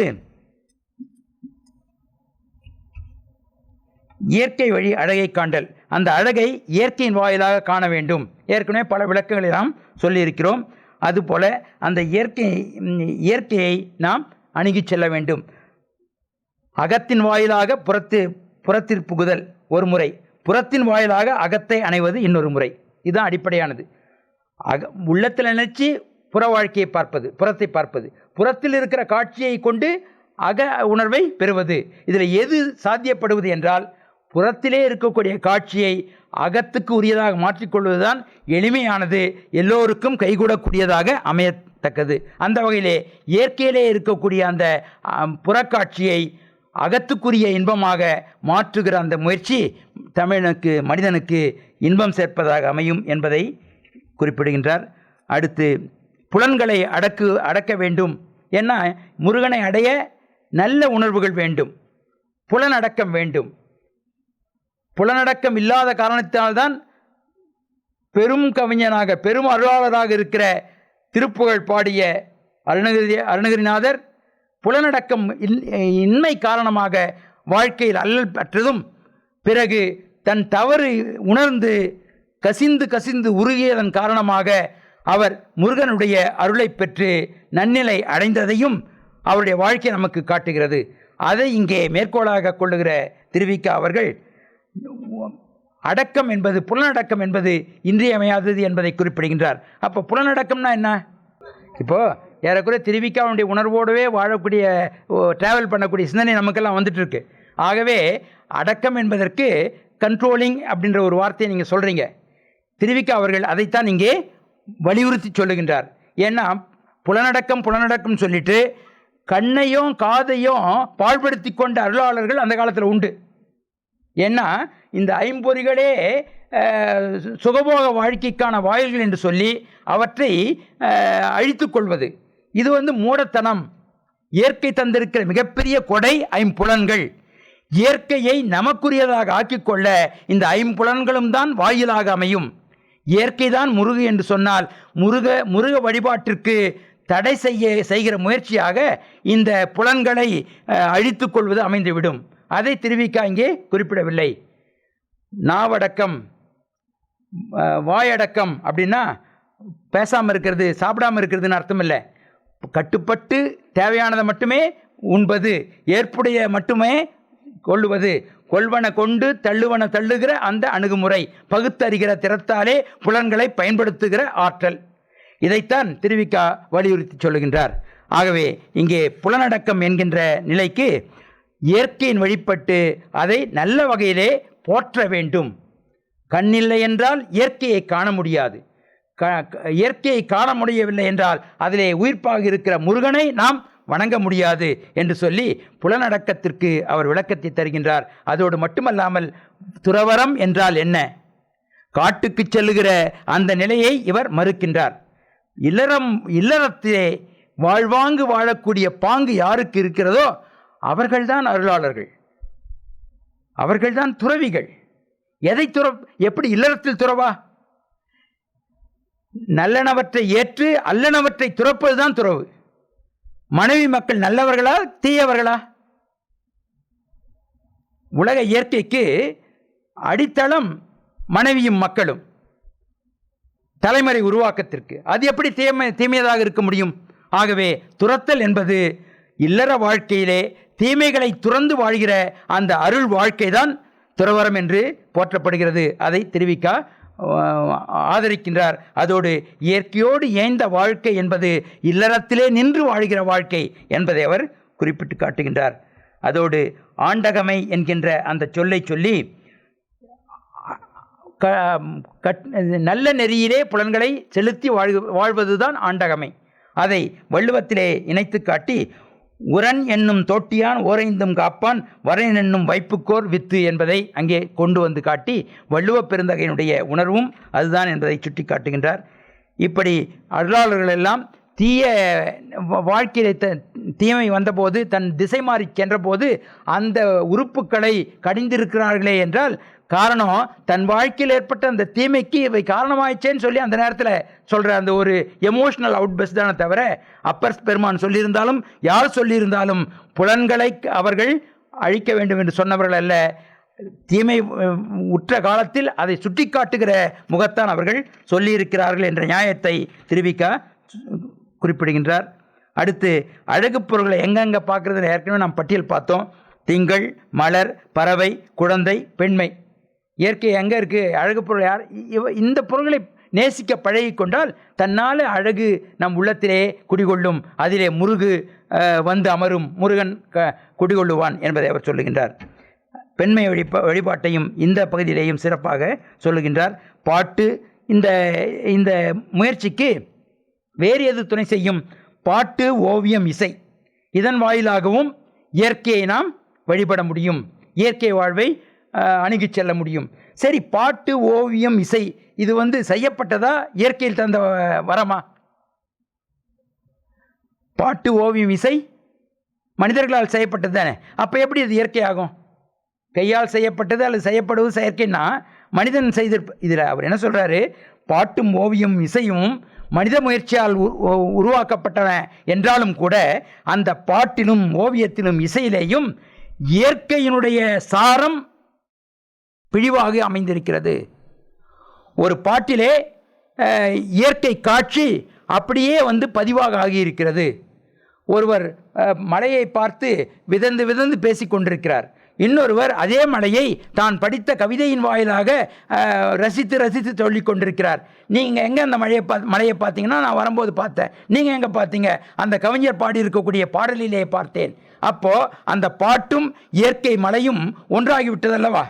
ஆகவே எந்த ஒரு கலை இயற்கையை அப்படியே தத்ரூபமாக நகலெடுத்து காட்டக்கூடிய ஆற்றல் பெற்றதாக இருக்கிறதோ அதுவும் இயற்கையை சார்ந்ததாக கொள்ள வேண்டும் என்ற கருத்தை அவர் வெளியிடுகின்றார். ஆகவே பாட்டு, ஓவியம், இசை போன்றவற்றின் வாயிலாகவும் நாம் இயற்கையை வணங்குகிற, இயற்கையை போற்றுகிற, இயற்கையை நுகர்கிற அந்த நிலையை அடைய முடியும் என்று குறிப்பிடுகின்றார். அடுத்து இந்த இசையை பற்றி சொல்லுகிற போது, ஏழு இசையாய் இசைப்பயனாய் என்னுடைய தோழனுமா என்று இறைவனை இசை வடிவமாக நம்முடைய அருளாளர்கள் வன்றொண்டர் பாடியிருப்ப மேற்கோளை காட்டுகின்றார். அதோடு மட்டுமல்லாமல் உருவ வழிபாடு இயற்கை. கோயிலிலே சென்று முருகனை வணங்குகின்றோம். அப்போது உருவ வழிபாடு என்பது இயற்கையா செயற்கையா? அதை எப்படி அணுக வேண்டும்? கல்லிலே கலைவண்ணம் கண்டிருக்கிற அந்த முருகனை வணங்குகிற போது அந்த பக்தனுக்கு இயற்கை உபாசகனாக அவன் இருந்தால் அந்த முருகனை எப்படி வணங்க வேண்டும் என்றால், கல்லிலே இருக்கிறவன் முருகன் என்ற நம்பிக்கையிலே வணங்கக்கூடாது. உலகமெல்லாம் பரவி இருக்கக்கூடிய, அண்ட சராசரங்களிலே பரவி இருக்கக்கூடிய அந்த இயற்கை நுண்மையாக இருக்கிறது. அதற்கு ஒரு பருப்பொருள் தேவை. ஆகவே இங்கே கல்லாகது வடிக்கப்பட்டிருக்கிறது. நாம் திருத்தணியிலோ பழனியிலோ அல்லது திருப்பரங்குன்றத்திலோ வடபழனியிலோ வணங்குகிற, திருப்போரிலோ வணங்குகிற முருகன் உலகமெல்லாம் இருக்கிற இயற்கையின் குறியீடாக நாம் வணங்குகிறோம் என்ற அந்த தெளிவு வேண்டும். அப்போதான் அந்த முருக வழிபாட்டுக்குரியவன் நல்லவனாக இருப்பான். முருக வழிபாட்டுக்குரியவன் தீமையை சிந்தனையிலும் சிந்திக்காதவனாக இருப்பான். உலகமெல்லாம் இருக்கிற இறையை இந்த கல்லிலேயும் நான் வணங்குகிறேன் என்ற நிலை வருகிற போதுதான் இந்த கோயிலை விட்டுட்டு அந்த பக்கம் போன பிறகு தப்பு செய்யாமல் இருப்பானா. கோயிலில் கர்ப்பகிரகத்தில் மட்டும்தான் முருகனாக இருக்கிற அந்த தெளிவில்லாத நிலை வந்தால், சாமி முன்னாடி மட்டும் தப்பு போட்டுக்கிட்டு அந்த பக்கம் பிரகாரத்துக்கு போன பிறகு அவன் பிரகாரம் வாழ ஆரம்பிச்சிடுவான். ஆக அப்படி இல்லை. உலகமெல்லாம் இருக்கக்கூடிய இயற்கை முருகனாக சிலை வடிவம் கொண்டிருக்கிறது. ஆக அந்த உலகத்திலே இருக்கிற இயற்கையைத்தான் இங்கே முருகனாக சிலையாக நான் கண்டு வழிபடுகிறேன் என்ற தெளிவு இருந்தால் அவர்கள் உருவ வழிபாட்டை நிகழ்த்தி கொள்ளலாம். உருவ வழிபாட்டிலே தொடங்குகிறவர்கள் கூட மெல்ல மெல்ல உலகத்திலே இருக்கக்கூடிய இயற்கையெல்லாம் வணங்கக்கூடிய அந்த பரிபக்குவ நிலைக்கான திறவுகோலாகத்தான் அந்த கல்லிலே இருக்கக்கூடிய இறைவனை உருவத்தை வணங்க வேண்டும் என்ற தெளிவை இவர் காட்டுகின்றார். அடுத்து முருகனை காணோம். முருகன் அல்லது அழகு அல்லது இயற்கை இவற்றை காண வேண்டுமானால் என்ன செய்யணும்? எந்த ஊருக்கு போனோம்? முருகன் கொண்டிருக்கிற அந்த அழகாக இருக்கிற முருகை காண வேண்டுமானால் எங்கே செல்ல வேண்டும்? டார்ஜிலிங் போனால் பார்க்கலாம் இல்லையா இயற்கை அழகை? சுவிட்சர்லாந்து போனாலும் பார்க்கலாம். அதுதான் அவர் சொல்ல வருவது. ஏதோ தமிழ்நாட்டுக்குரிய கடவுள் முருகன் என்பதனாலே இங்கே இருக்கிற இயற்கையில் மட்டும் முருகன் அல்ல, எங்கெல்லாம் அழகு இருக்கிறதோ, எங்கெல்லாம் அழகை ஆராதிக்கிற மக்கள் இருக்கிறார்களோ அங்கெல்லாம் இயற்கை இருக்கிறது. இயற்கையினுடைய உயிர்ப்பாக இருக்கிற முருகும் இருக்கிறது. தமிழன் அவன் வசதிக்கு அன்விகிதியை சேர்த்து முருகன் ஆக்கிக்கிட்டான். நீங்கள் உங்கள் மொழிக்கு என்னவோ அது அந்த வசதி போல் நீங்கள் வணங்கி கொண்டிருக்கிறீர்கள். பெயர்தான் வெவ்வேறே தவிர, மொழிதான் வெவ்வேறே தவிர, உணர்வு உலகமெல்லாம் ஒன்றுதான். அழகை விரும்புவது, அழகை வழிபடுவது. அப்போது முருகன் என்ன ஆகுது? தமிழ்நாட்டு கடவுள் அல்ல, இந்து கடவுள் அல்ல, உலகமெல்லாம் போற்றுகிற ஒரு பொதுமை பொருள் என்ற அந்த ஒரு கருத்தைத்தான் இவர் முன்னெடுத்து செல்லுகின்றார். ஆக அந்த முருகை காண்பதற்கு சுவிட்சர்லாந்து போகலானோ, இங்கே கொடைக்கானல் போனாலும் முருகை காண முடியுமான்னா இல்லை, காண முடியாது. கண்ணுக்கு இயற்கை காட்சியளிக்கும், ஆனால் அவங்க மனசில் முனைப்பை அறுத்தால் ஒழிய முருகு காட்சியளிக்காதான். தான் என்கின்ற உணர்வும் நெகட்டிவ் தாட்ஸ் என்று சொல்லக்கூடிய அந்த உணர்வுகளும் இருக்கிறவர்களையும் இந்த முருகு என்கின்ற அந்த இன்பத்தை எள்ளளவும் எட்டி பார்க்க முடியாது, தொட்டு பார்க்க முடியாது என்கின்ற அந்த சிந்தனையை அவர் சொல்லுகின்றார். இந்த புராணங்கள் பலபட பேசியிருக்கின்றன. புராணங்கள் பல தீமைகளை கூட சொல்லியிருக்கின்றன. அந்த புராணங்களை எல்லாம் எடுத்துக்கிறார். பௌராணிகம் என்று சொல்லக்கூடிய மதமாகவே அது வந்திருக்கிறது. புராணங்கள் சொல்லக்கூடியவையெல்லாம் சேர்ந்து பௌராணிகம் என்று வரக்கூடிய ஒரு மதமாகவே மாறி இருக்கிறது. அதில் தன் வசதிக்கு, அதாவது எல்லோரையும் ஆறத்தழுவி எல்லா மதங்களிலும் இருக்கக்கூடிய உண்மைப்பொருள் ஒன்றுதான் என்கின்ற உண்மை உணராதவர்கள் சைவமும் வைணவமும் அடித்துக்கொள்வது, சமணமும் புத்தமும் அடித்துக்கொள்வது என்று பல, வைணவத்துக்குள்ளவே வடகலை தென்கலை என்று சாடிக்கொள்வது, கிறித்துவத்துக்குள்ளாகவே பல பிரிவுகள், இஸ்லாத்துக்குள்ளாகவே பல பிரிவுகள் என்றெல்லாம் இருக்கிற இந்த நிலையை தவிர்த்து பொதுமை என்று சொல்லக்கூடிய அதை நோக்கி செல்வதாக அமைய வேண்டும் என்கின்ற அந்த நிலையை சொல்லி, அங்கே புராணங்களிலே சில தள்ளுவன தள்ளி கொள்ளக்கூடியவனவற்றை கொள்ளுகிற நிலையிலே கந்தபுராணத்திலே சொல்லக்கூடிய சில செய்திகளை அவர் சொல்கிறார். சூரன் முருகன் போரை குறிப்பிடுகின்றார். சூரனுக்கு முனைப்பு இருக்கிறவர்களையும் அவனால் முருகனை காண முடியல. போருக்கு இடையில் கொஞ்சம் முனைப்பு தளருகிற போது முருக காட்சி அவனுக்கு கிடைக்கிறது. ஆனாலும் அவனுடைய அந்த வீம்பு என்று சொல்லக்கூடிய அந்த ஈகோ மறுபடியும் உட்கார்றதுனால மறுபடியும் அவன் எதிரியாக முருகனை எதிர்கொள்கின்றான். ஆகவே அவன் சூரசம்மாரமாக ஆக்கப்படுகிற நிலை நேருகிறது என்று சொல்லிவிட்டு, இது சூரன் என்ற ஒன்றும் முருகன் என்ற ஒன்றும் குறியீடுகளாக நாம் பார்க்க வேண்டிய அவசியமில்லை. ஒவ்வொருவருடைய மனத்திலேயும் சூரனும் முருகனும் குடிகொண்டிருக்கிறார்கள். நல்லதும் தீயதும் இருந்து கொண்டே இருக்கிறது. அந்த போராட்டம் நிகழ்ந்து கொண்டே இருக்கிறது. நாம் இங்கே முருகனை பற்றி பேசிக்கொண்டே இருக்கிறோம். நமக்குள்ளே சூரனும் அமர்ந்து கொண்டு தான் இருக்கிறான், இல்லையா? நம்முடைய சராசரி வாழ்க்கையை எண்ணி பார்க்கிற போது 5:45 ஆகிவிட்ட நிலை வருகிற போது அங்கே சூரன் அமர்ந்து கொண்டுகிறான், முருகன் போய்விடுகின்றான், இல்லையா? ஆகவே ஒவ்வொருவருடைய மனத்துக்குள்ளும் இரண்டுபட்ட நிலைகளும் நிகழ்ந்து கொண்டே இருக்கின்றன.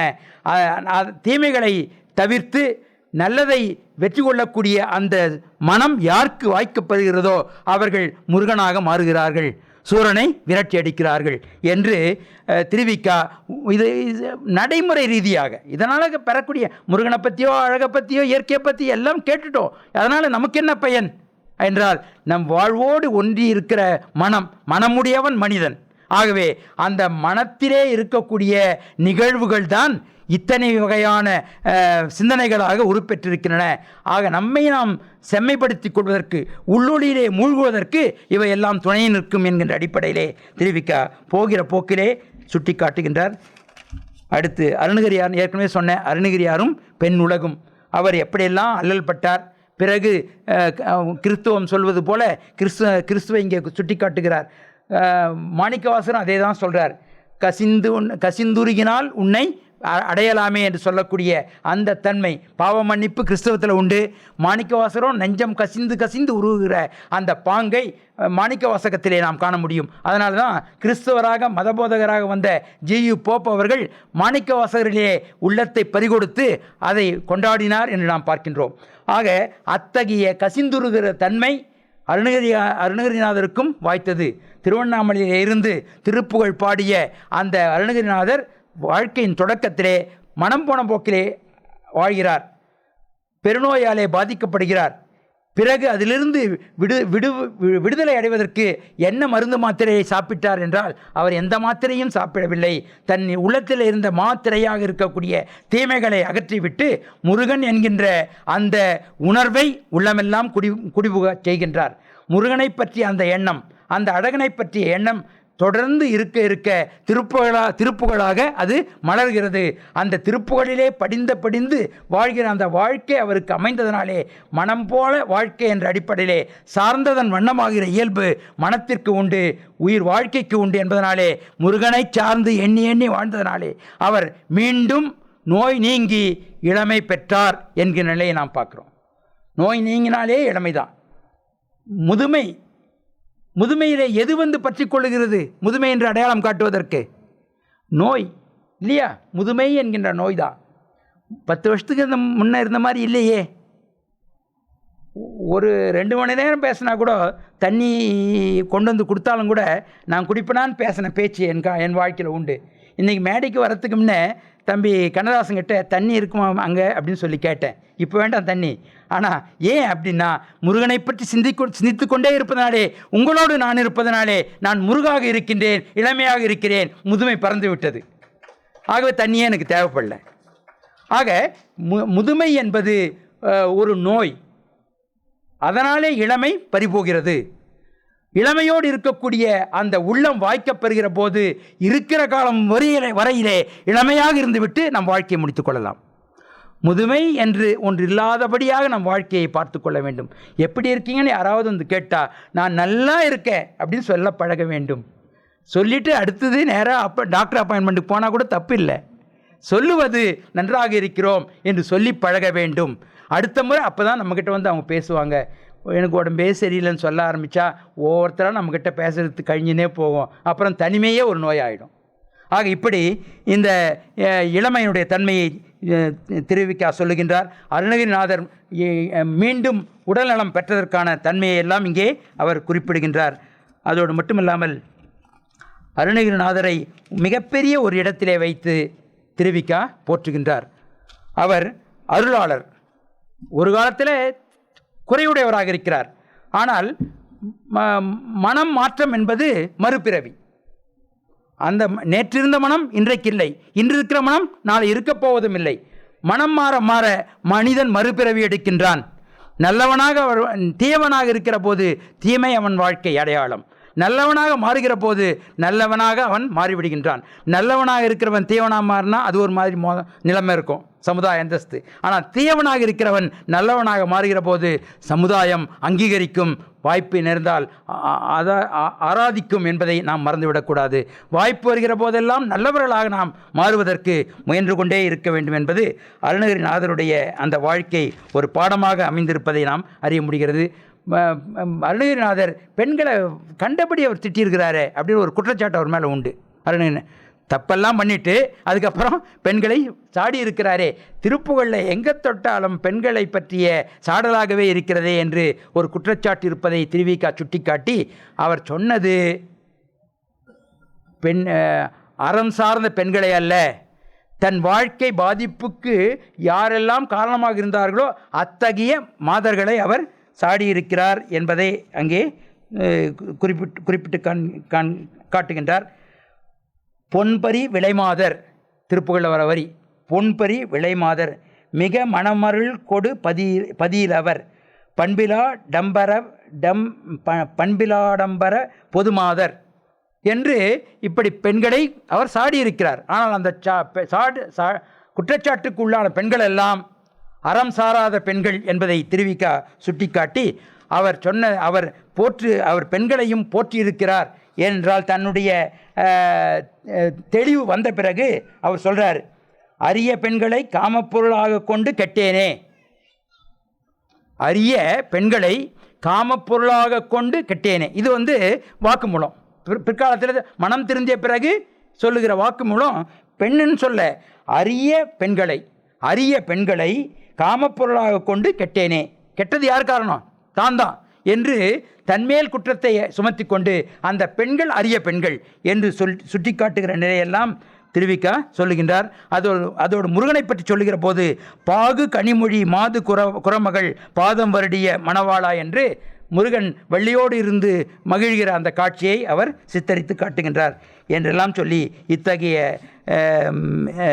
அருணகிரிநாதர் போற்றுதலுக்குரியவராகவும் இயற்கை வழிபாட்டுக்குரியவராகவும் பெண்மையை போற்றுகிற ஒரு அருளாளராகவும், முருகனை துதிப்பதிலே அவருக்கு இணை வேறு ஒருவர் இல்லை, அதனாலே அழகை துதிக்கிற ஒருவராக அருணகிரிநாதர் திகழ்கிறார் என்பதையெல்லாம் இவர் சுட்டி காட்டுகின்றார்.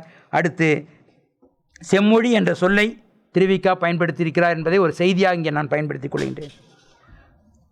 செம்மொழியிற் சிறந்த அருணகிரிநாதர் அருளிய திருப்புகழை ஓதும் போதும் பிறர் ஓத கேட்கும் போதும் முருகக் கடவுளின் நுண்ணிய வடிவம் அகத்தில் புலனாவது போன்ற ஒரு தோற்றமும் ஒருவித அன்பும் இன்ப எழுச்சி மேலீடும் நிகழ்வதை பெறலாம். தான் திருப்புகழை பாட வாய் மணக்கும் இல்லையா? அத்தகைய ஒரு நிலையை திருவிக்கா இங்கே கொண்டு வந்து காட்டுகின்றார். திருப்புகழை சொல்லுகிற போது செம்மொழியிற் சிறந்த அருணகிரிநாதர் என்று சொல்லி அந்த சொல்லாட்சி செம்மொழி, இப்போ செம்மொழிக்கு நம்ம கிளாசிக்கல் தமிழுக்கு செம்மொழி மத்திய தமிழாய்வு நிறுவனம் என்றெல்லாம் பெயர் வச்சுருக்கோம். இதை 90 ஆண்டுகளுக்கு முன்பு செம்மொழி என்ற சொல்லை இவர் பயன்படுத்தியிருக்கிறார் என்பதை நாம் அறிய முடிகிறது. உறுதியும் நோன்பும் வாழ்க்கையில் ரொம்ப முக்கியம். யார் உறுதி கொண்டவர்களாகவும் முருகன் என்கின்ற அந்த இயற்கை வழிபாட்டிலே உறுதி கொண்டவர்களாகவும் நோன்பு இருக்கிற அந்த தன்மையை வாழ்க்கையாகவும் ஆக்கி கொண்டிருக்கிறவர்கள் வாழ்க்கையில் எல்லா நலன்களையும் பெற முடியும் என்பதை இவர் சுட்டி காட்டுகின்றார். உறுதியால் எல்லாம் ஆற்றலாம், எல்லாம் பெறலாம். இது பற்றி கிறிஸ்துநாதர் மிக திறம்பட உலகிற்கு அறிவுறுத்தியிருக்கிறார் என்று முருகனை பற்றி ஒரு சைவ கடவுளோ முருகர் என்று சொல்லி அந்த முருகனை பற்றி பேச வர இடத்துல நோன்பை பற்றி சொல்லுகிற போது, உறுதிப்பாட்டை சொல்ல வருகிற போது கிறிஸ்துநாதர் சொல்லியிருக்கக்கூடிய மேற்கோளை கொண்டு வந்து இவர் காட்டுகின்றார். ஆக இதில் மதம் கடந்த நிலையிலே, சமயம் கடந்த நிலையிலே மனிதத்தை மேம்படுத்துகிற அணுகுமுறையை திருவிக்காவுடைய எல்லா தடங்களிலேயும் நாம் காண முடிகிறது. எப்பெல்லாம் நோன்பு ஏற்கலாம் என்பதையெல்லாம் சொல்லி நோன்பின் வாயிலாகவே ஒரு அரசியல் மாற்றத்தை, சமுதாய மாற்றத்தை நிகழ்த்தி காட்டிய தேசத்தந்தை காந்தியடிகளையும் திருவிக்கா குறிப்பிடுகின்றார். நோன்பு தானே அவர் உண்ணாவிரதம் இருக்கிற உண்ணாநிலை நோன்பு என்பது காந்தியடிகள் அரசியல் சமூக வாழ்க்கையிலே கற்றுத்தந்த பாடம் என்று நாம் பார்க்கின்றோம். அதனை அடுத்து பொது நெறியும் தமிழும் என்று சொல்லி இந்த தமிழ் நெறி பொது நெறியாக இருக்கிறது, தொன்மை நெறியாக இருக்கிறது, உலகம் தழுவிய நெறியாக அது இருக்கிறது என்றெல்லாம் சொல்லி இயற்கை வழிபாட்டை அது கொண்டிருப்பதனாலே அது பொதுநெறியாக திகழ்ந்து கொண்டிருக்கிறது என்பதை நிறுவி காட்டுகின்றார். உலகெங்கு மேவிய தேவாலயந்தொரு பெருமாளே என்று அருணகிரிநாதர் ஒரு இடத்துல குறிப்பிடுகிறார். ஏன்னா அந்த வரிகளை பாருங்கள், உலகெங்கு மேவிய தேவாலயந்தொரு பெருமாளே. இதில் தேவாலயம் என்பதை குறிப்பிட்டிருக்கிறார் அருணகிரிநாதர். திருவிக்கா கோடிட்டு காட்டுகிறார். உலகெல்லாம் மேவிய தேவாலயந்தொரு பெருமாளே என்று சொல்லி, தேவாலயத்தில் கிறிஸ்துநாதர் இருக்காரோ யார் இருக்காரோ தெரியாது, ஆனால் அங்கெல்லாம் கூட அழகு பொருளாக இருக்கிற முருகன் இருக்கிறான் என்பதை அவர் அருணகிரிநாதர் பதிவு செய்திருக்கிறார் என்பதை திருவிக்கா கோடிட்டு காட்டுகின்றார். அதே போல் அருணகிரிநாதர் ஒரு இடத்துல இறைவனுக்கு சலாம் சொல்லுவார். திருவண்ணாமலை பகுதி, வடார்காடு பகுதி, அந்த பகுதியில் இருந்தவர் சலாம் என்பது உருது சொல். அவர் முருகனுக்கு சலாம்னுவார். ஆக இப்படி தான் பயன்படுத்துகிற அந்த சொல்லும் பிறமொழி சொற்களும் பிற மொழி மக்கள் வாழ்கிற, பிற இன மக்கள் வாழ்கிற வழிபாட்டுக்குரிய தலங்களை கூட தேவாலயம் என்று குறிப்பிட்டு அங்கெல்லாம் கூட இருக்கிறவன் இந்த அழகு தெய்வமாக இருக்கிற முருகன் என்று சொல்லி உரிமை பாராட்டுகிற ஒரு பொதுமை நிலையையும் தனக்கு சாதகமாக திருவிக்கா நம்முடைய அருணகிரிநாதத்திலே தழுவிக்கொள்கிற நிலையை நாம் பார்க்கின்றோம். ஆக இயற்கை வழிபாடு எல்லோரும் கொள்ளத்தக்கது. தமிழ் மக்கள் கண்ட பொதுநெறி இதுதான். எப்படி இது பொதுநெறி ஆகுதுன்னா இயற்கை வழிபாடு உலகத்துக்கெல்லாம் பொது. ஆகவே தமிழர் கண்ட அந்த பொதுநெறி இயற்கை வழிபாடு என்பது, அதிலே அந்த முருக வழிபாடு உயிர்ப்பாக இருக்கிறது என்றெல்லாம் சொல்லி, அடுத்து பின்னை திரிபுகள் எத்தனையோ அந்த முருகனை பற்றிய கதைகள்லாம் அண்ணன் தம்பி இல்லையா இப்படியெல்லாம் வந்தது. சிலர் தீவிர சிவனை வழிபடுகிறவர்கள் ஒரு தளபதிகளில் ஒருத்தராக முருகனை சுட்டி காட்டுகிற நிலை,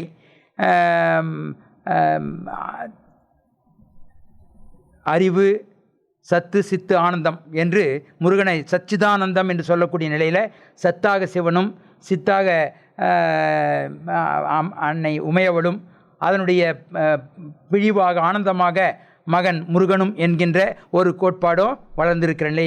இப்படி பல நிலைகளிலே விநாயகனுக்கு தம்பி முருகன் என்றும் இப்படி பல புராண கதைகள் இருக்கின்றன. இதில் ஒரு காலகட்டத்தில் சைவ வைணவ போராட்டத்தில் ரொம்பவும் கீழ்மையாக முருகனை சித்தரித்து காட்டிருக்கிற நிலை பிற மதங்களிலே இருக்கின்றன. இந்து மதத்தில் மட்டுமில்லை, மற்ற சமண மதங்களிலும் கூட. அதுவே பிறகு சைவ வைணவத்தில் மாமன் மச்சான் உறவாக கொண்டு ஆக்கி கொண்டிருக்கிற நிலை. இப்படியெல்லாம் பல ஒரு தன்மைகள் மனிதனுடைய மனப்போக்கிற்கு ஏற்ப முருக கடவுளுடைய உறவுகளையும் தன்மைகளையும் மக்கள் ஆக்கி வைத்திருக்கிறார்கள். இவற்றுக்கெல்லாம் இடமாக புராணங்கள் திகழ்ந்து வந்திருக்கின்றன என்பதை சுட்டிக்காட்டி ஒரு ஆய்வுன்னு எடுத்துக்கொள்கிற போது நன்மையும் சொல்ல வேண்டும், அதை பற்றிய மறுபக்கத்தையும் சுட்டிக்காட்ட வேண்டும். அதை முருகன் என்கின்ற இந்த ஆய்வில் முருகனை பற்றிய எல்லா விஷயங்களையும் கொண்டு வந்து இவர் காட்டுகின்றார்.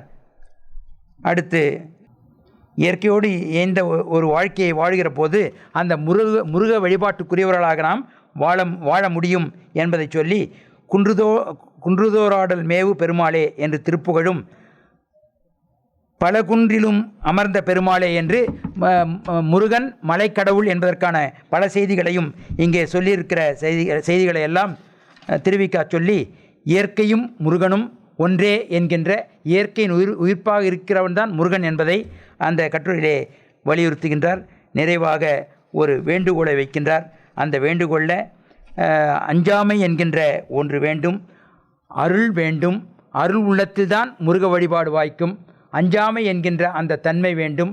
கோழைமை அச்சம் என்கின்ற ஒன்று வந்தால் அங்கே தீமைகள் வந்துவிடும். யாமார்க்கும் குடியல்லோம் நம்மனை அஞ்சோம் என்பதுதான் அருளாளர்களுடைய வேற உரையாக இருப்பதை நாம் காணுகின்றோம்.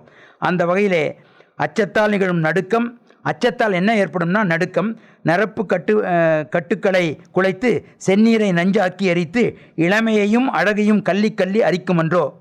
அச்சத்தின் பருமையே உலகில் உள்ள கொலைக்கருவிகள் என்று கூறுவது மிகையாகாது.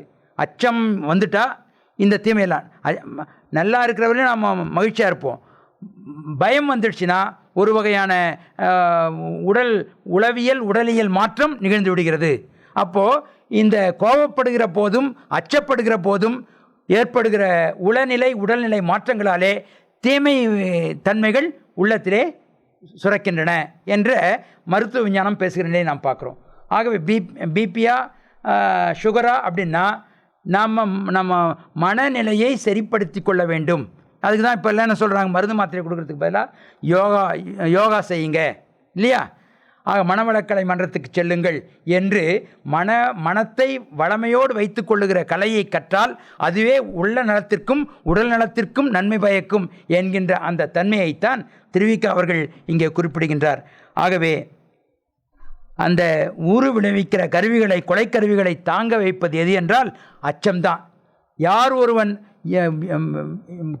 ஆயுதம் தாங்குவான் என்றால், துணி உடையவன் ஆயுதம் தாங்குவானா, கோழை ஆயுதம் தாங்குவானா? துணி உடையவன் தன் மன துணிவையே ஆயுதமாக கொண்டு நிராயுதபாணியாக எதிர்கொள்வான்.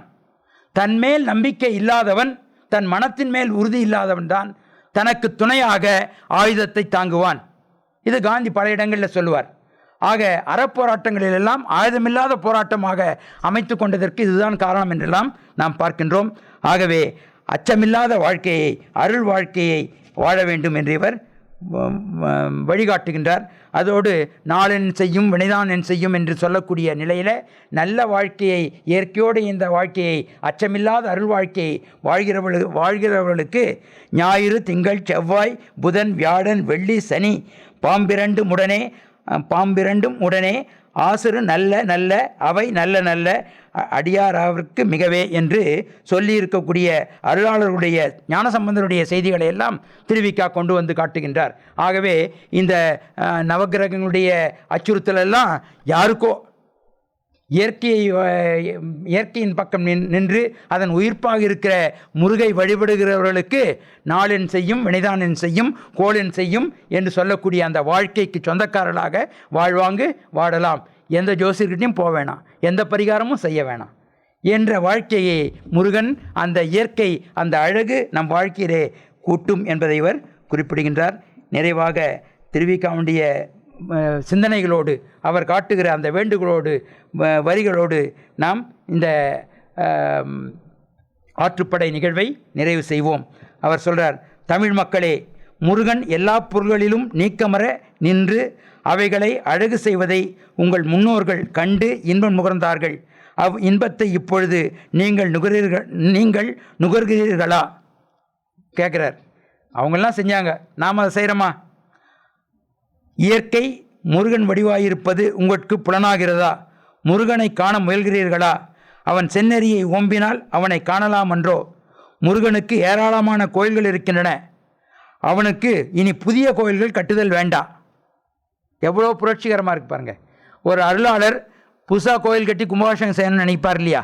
ஆனால் இவர் பூசலார் நாயனார் போல கூட கோயில் கட்டணும்னு நினைக்கல. அதற்கு பதிலாக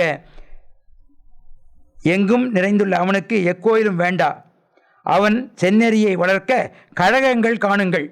அதனால்தான் இன்றைக்கு தமிழிணைய கல்விக் கழகத்தில் முருகனுடைய முருகன் அல்லது திருவிக்காவுடைய முருகன் அல்லது அழகை கழகம் கண்டு போற்றிக் கொண்டிருக்கிறார்கள் இல்லையா? ஆக திருவிக்காவுடைய சொல் இங்கே செயலாகி கொண்டிருக்கிறது.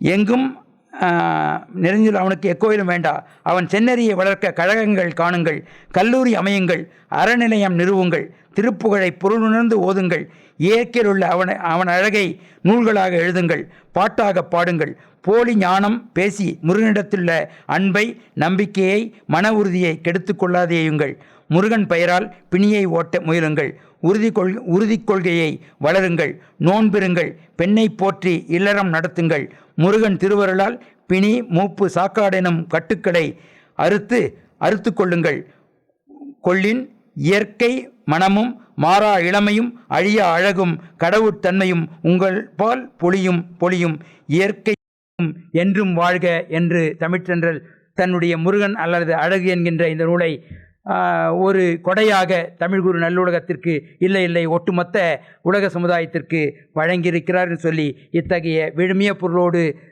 உங்களோடு இணைந்து சிந்திக்கிற நல்ல வாய்ப்பை தந்திருக்கிற தமிழிணைய கல்விக் கழகத்திற்கும் இங்கே வந்து இதை செவிமடுத்து இந்த அழகு விருந்தை மாந்திய அனைவருக்கும் மனமார்ந்த நன்றியை நான் தெரிவித்துக் கொள்ளுகின்றேன். தோழமையால் இணைந்து தமிழாய் மலர்வோம், தோழமையால் இணைந்து தமிழாய் மலர்வோம். நன்றி, வணக்கம், வாழ்த்து மகரந்தங்கள். அனைவருக்கும் மாலை வணக்கம். தமிழினிய கல்விக் கழகத்தின் தகவலாற்றுப்படை திட்டத்தின் கீழ் தொடர்ந்து நடைபெறும் 24வது இந்த கூட்டத்திற்கு சிறப்பு பேச்சாளராக இங்கு வருகை தந்திருக்கும் வெயில்ஸ் பல்கலைக்கழகத்தின் இந்திய மொழியியல் துறை தலைவரான பேராசிரியர் பா. மகாலிங்கம் அவர்கள் 1 மணி நேரம் பல தகவல்களை நமக்கு கொடுத்து, புதிய தகவல்கள், பொதுவாக அழகியல் பற்றி, இதை பற்றி, முருகன் பற்றி நம்மளுடைய புரிதல் வேறவாக இருக்கும். என்ன போகிற ஆளுங்கெல்லாம் திருவிக்காவோட இந்த புக்கு படித்ததில்லை. ஆனால் அந்த புத்தகத்தை பற்றி, அது புத்தகத்துடைய நோக்கம், அது எப்படி கட்டமைச்சா, அது இருக்கிற சூழல், இதை பற்றி மிக விரிவாக சாதாரண எங்களை மாதிரி ஆட்களும் தெரிகிற மாதிரி ரொம்ப தெளிவாக வந்து சொன்னாங்க. அதனுடைய ஈடுபாடு எப்படி முருகன் அழகு இயற்கை அப்படி இதில் எப்படி திருவிக்கா எவ்வளோ ஈடுபாடாக இருந்தாரோ அதே அளவுக்கு ஈடுபாடு பேராசிரியருடைய வேலைகள் இருக்குது. அந்த உணர்வோடு இவர் இருந்து அந்த பணியாற்றிருக்கான்றது அவருடைய சொற்பொழில் வந்து தெரிய வருது. பேராசிரியர்களுக்கு தமிழிணைய கல்வி சார்பாக நன்றியை தெரிவித்துக் கொள்கிறோம். அதுபோல் இந்த சொற்பொழிவை கேட்பதற்கு பல பகுதிகளிலிருந்து வந்த ஆய்வாளர்கள், அறிஞர்கள் எல்லாம் வந்திருக்காங்க. இவங்க எல்லாருக்கும் எங்கள் தமிழிணைய கல்வி கழகத்தின் சார்பாக நன்றி தெரிவித்துக் கொள்கிறோம். மேலும் இந்த சொற்பொழிவு தொடர்ந்து சிறப்பாக நடைபெறுவதற்கு உறுதுணையாக எங்களுடன் இருக்க எங்களை வழிநடத்தும் எங்களது நிர்வாக அலுவலர் திரு ஐயப்பன் அவர்களுக்கும் நன்றி தெரிவித்துக் கொள்கிறோம். மற்றும் எங்களுடைய சக ஊழியர்கள் அனைவருக்கும் இதன் குறித்து நன்றி தெரிவித்து விடைபெறுகிறோம். நன்றி, வணக்கம்.